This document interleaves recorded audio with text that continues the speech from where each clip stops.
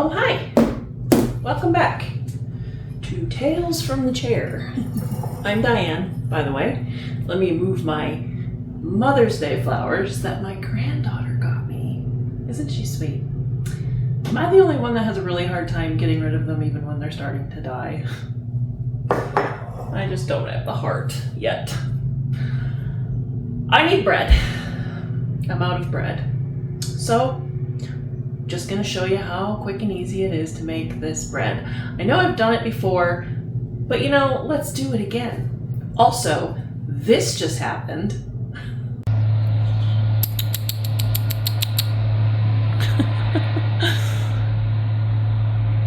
When your backyard birds get a little too tame. Come on, baby. You sweet. I know, baby. It's okay. Yeah, you know my voice, huh? So he flew in here. His name is Dave. He's gotten very tame over the last year or two. And I was sitting in my doorway getting some sun, and he came to say hi, and he flew in the house. I don't want to stress him out or make him scared of me, so we're just letting him figure it out. Oh, hi, baby. You gotta go back outside, honey. I have this very tame wild bird, the one I just showed you, and he, half the time when I'm outside, he flies around my head. He lands within feet of me. I named him Dave because apparently he's my new bestie. My daughter has even seen it. We'll be sitting outside talking and she'll go, Mom, Mom, Mom. And he'll literally be right behind me. I'm like, I know. Like, one of these days, I feel like he's gonna land on me. I was sitting on my stoop, getting a little sunshine, because the sun's finally out today. Yay. And he just flew right over my head. Came right in the house. Home invaded me. 1.5 cups of water, and I'm gonna warm it up in the microwave. And I have found that 1 minute is the perfect amount and the perfect temperature for this recipe. 1.5 cups of warm water. This is quite literally the easiest bread in the world to make. Anybody can do it. Anybody. Whether you've made bread before or not, you can make this bread. So one thing I've been doing lately is I use this Celtic salt, and I use the one that isn't ground, so it's very clumpy, and that's because they harvest it just the way it is, and it has a high magnesium content, and magnesium attracts water molecules, so it's like a moist salt. I know people don't like that word. Tough. And because it's so clumpy, I've noticed that if I just put it in the dry ingredients and stir it around with a whisk, that I get parts of the bread when it's done that, you know, you get kind of like a chunk of a salty piece of bread. So what I've begun doing is, and it's just with this salt. If you have like a ground salt, you could just put it in with the dry ingredients. But because this one is, as you can see, clumpy, I add my tablespoon of salt into my 1.5 cups of water, warm water, and I let that dissolve in there. And that has made a world of difference, and it's just because of the salt I use. But if you use any other kind of ground salt that has an even consistency, just throw it in with your dry ingredients. Okay. While that does its thing, we need 3 cups of flour. Hopefully I have enough in here, I should. Oh yeah, there's 3 cups in here easily.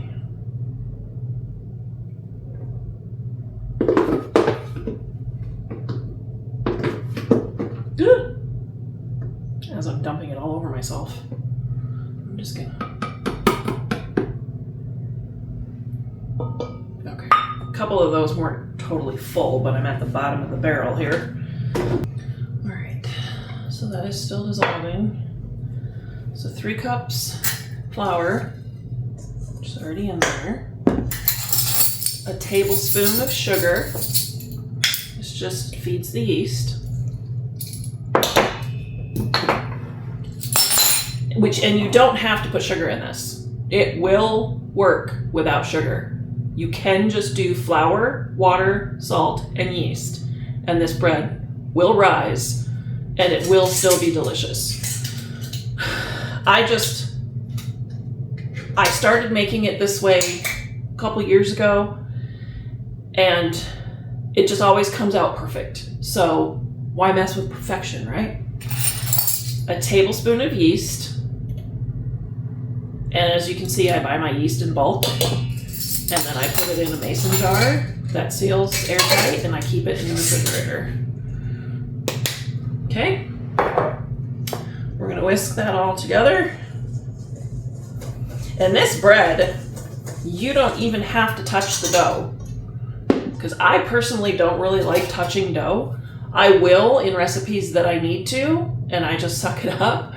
But I'm not a real big fan. I don't think a lot of people are. You know, it's sticky, it's kind of, right? Okay, so that is dissolved. I've got to move this down on my lap. I know you can't see it, I apologize. So, here's the 1.5 cups of water with the tablespoon of salt that I dissolved into it. We're just gonna pour that in. And then we're going to stir it up with our spatula. And we just stir it and make sure it's all well combined, and stir it until the flour is all combined and wet. You don't want any dry flour. And you do not once have to touch this with your bare hands. You don't even have to touch it with your bare hands when we put it in the oven. You can if you want, if you like that sort of thing. Sometimes I do, because I just feel like I need to work it, you know, use my hands, get my hands a little dirty. But most of the time I just use my spatula. Saves me all the washing, hand washing. My hands at the end of every day are so dry and cracked because all I do is wash them basically all day long. You know, I'm always doing things that require clean hands. Okay, perfect. Look at that. See how easy that comes together? I literally just stirred this up while I was sitting here chatting with you, and it's all done. It's all incorporated. All the flour is wet. I have a kink in my neck, so it's been hard for me to turn my neck, so I have to turn my shoulders when I do. And that's what it's gonna look like. Just a ball of kind of shaggy, kind of sticky dough, which is fine. That's exactly the way you want it to be. Now I'm gonna cover this with saran wrap, and I'm gonna put it in the oven with just the light on. The oven's not on. The light is on, just to add a little extra warmth. You don't even have to do that. You can just put it in the oven or just put it on a warm counter. It just has to stay warm so that the yeast can bloom. Okay, in the oven for about an hour so that it doubles in size, poofs up, and then we'll come back and I'll show you how to put it in the oven.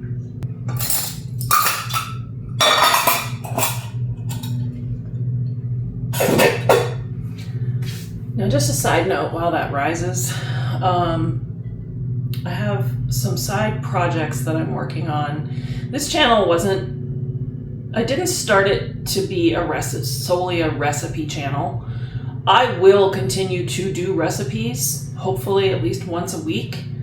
But I'm also going to integrate a little bit of maybe vlog content, if that's what you want to call it. I mean, the name of the channel is Tales from the Chair, which is what I originally intended the channel to be. So basically just my shenanigans in a wheelchair. I have a new project, as I said, that is going to probably be pretty funny. Or at least I hope so. I love making people laugh. So that will most likely be my next video. I'm working on getting that together once the mowers stop, hopefully. I hope that's not too loud on your end.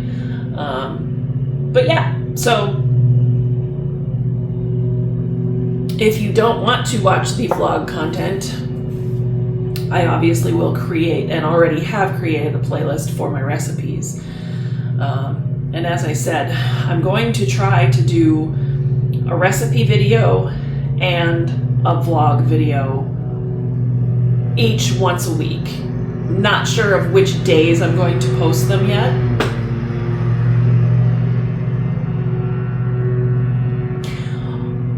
But I will try to stick to that schedule. It's not always going to be easy for me to stick to it since my body and other factors play into how much I'm able to do on any given day. But that's the plan. So hopefully that's what's going to happen. So stay tuned.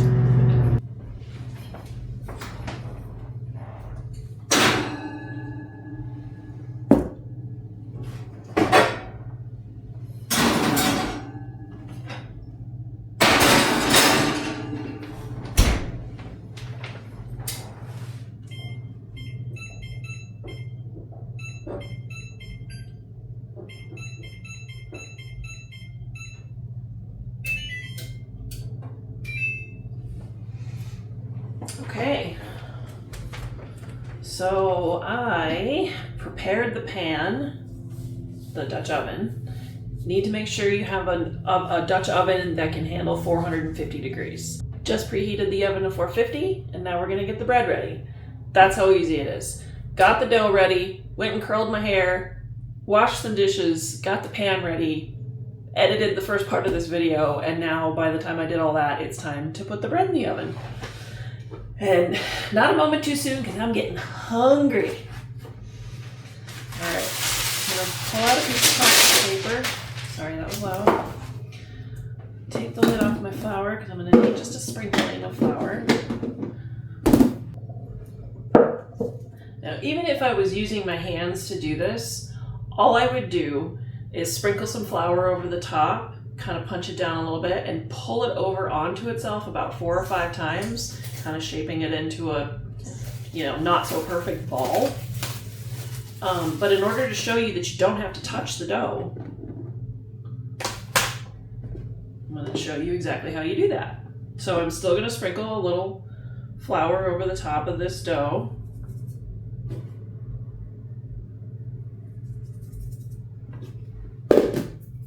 About like that, and as you can see what the dough looks like. And then we're gonna go right back to our spatula. I'm just gonna move it away from the sides. And then I'm gonna do exactly what I would do with my hands, but with the spatula. I'm just gonna take it and fold it over on top of itself.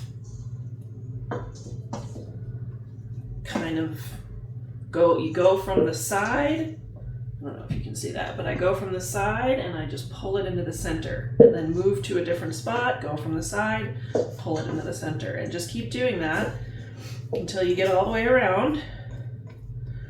And now it's still a shaggy, kind of sticky dough, which is again why I don't want to touch it, right? So I'm going to put my parchment paper on here. Hopefully it'll stay put. I got to put my towel down. My lap tends to slope downward, so I usually have to put a little towel there or something because everything wants to go off my lap. All right, and then I'm just gonna plop this out onto the parchment paper. Try to get it to center, but it doesn't have to be. We can always move it over a little bit. Doesn't have to be perfect. It's pretty much going to take up the whole pan anyway, so it doesn't have to be perfect, okay? And that's pretty much what it's going to look like, right? Still shaggy, not a perfect ball, doesn't have to be. I'm going to sprinkle some flour over the top of this because I'm going to cover it with a towel and I don't want the towel to stick to the dough, okay? Just enough to make sure that doesn't happen. Take my towel that is now a little bit damp from me drying my hands off, things like that, which is good. And we're just going to cover it up. And it's going to sit there until the oven preheats. And while the oven preheats and it sits here, it will rise a little bit again, which is what we want. So I will come back as soon as the oven preheats. All right, oven just went off, it's preheated. I still don't have a bread lame, I guess they're called. So I just used an X-Acto knife. I don't use it for anything else. I only use it for my bread. So it's not like I'm cutting, construction materials and then using it on my bread. It literally stays in my drawer and gets used on my bread only. So I'm just gonna take my X-Acto knife and I'm just gonna cut, I can probably do this up here so you can see. I'm just gonna cut kind of down one side like this, like a half moon, and down the other side like a half moon. You do not have to do that. It's really just for my own personal aesthetics. I like the way it makes the loaf look when it's finished, but it is absolutely not necessary. You do not have to do that part. Okay, so we're just gonna take it, buy the parchment paper, and put it in the pan. Hopefully it's in screen and you can see that. Don't forget everything is at 450 degrees, like I sometimes do, and then burn my hand.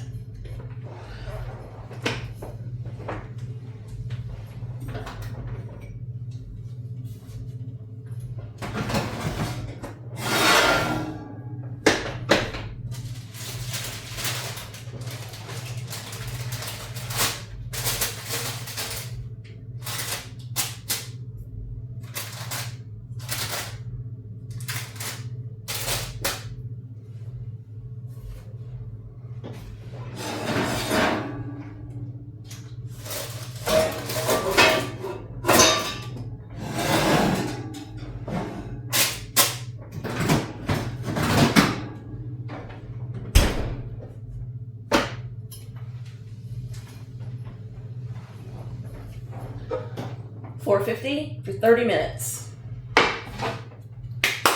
Easy as that. I'll come back when it's done.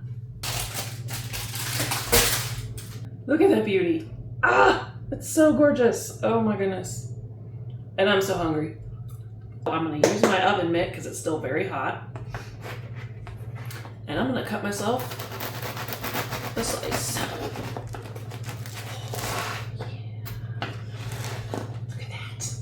Actually, I'm gonna cut myself 2 slices because I haven't eaten all day.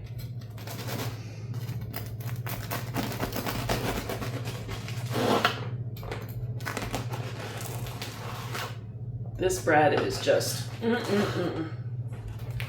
And now, if you don't like it this crunchy, you could probably hear that. It does soften up a little bit after it rests and it cools off. And on top of all of that, there I go, trying to turn my neck again. Once it cools off completely, I put it in my bread bag and then it sits on the counter. So here we go.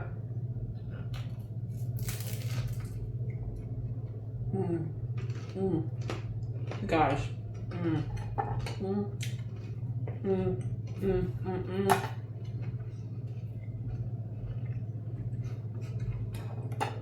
Let me dance.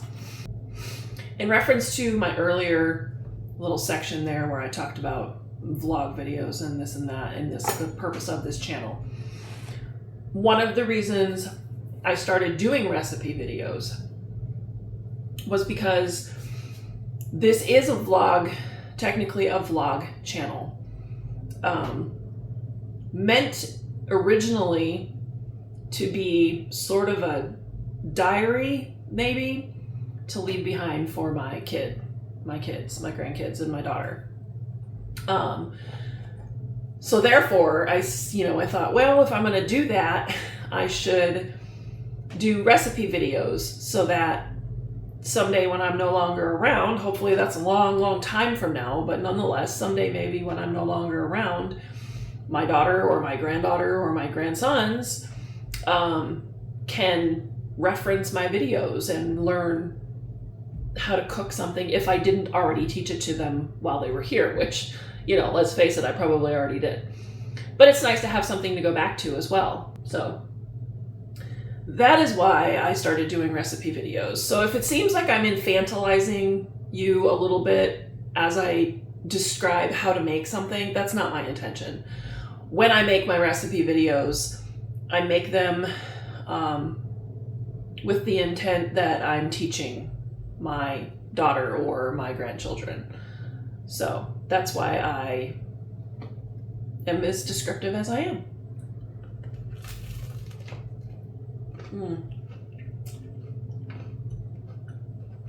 Seriously? You cannot tell me that there isn't anything better than this. So thanks for watching. Thanks for hanging out and being here. It would be great if you would subscribe. I'm trying to grow my channel. That's one way that you can support the channel that's free. Is just click that subscribe button.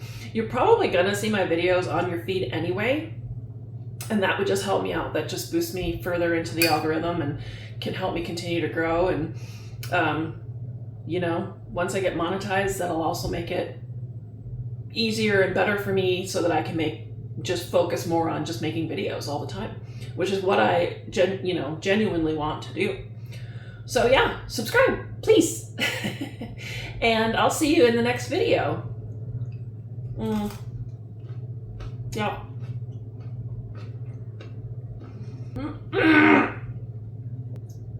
Oh, my neck. I'm getting old.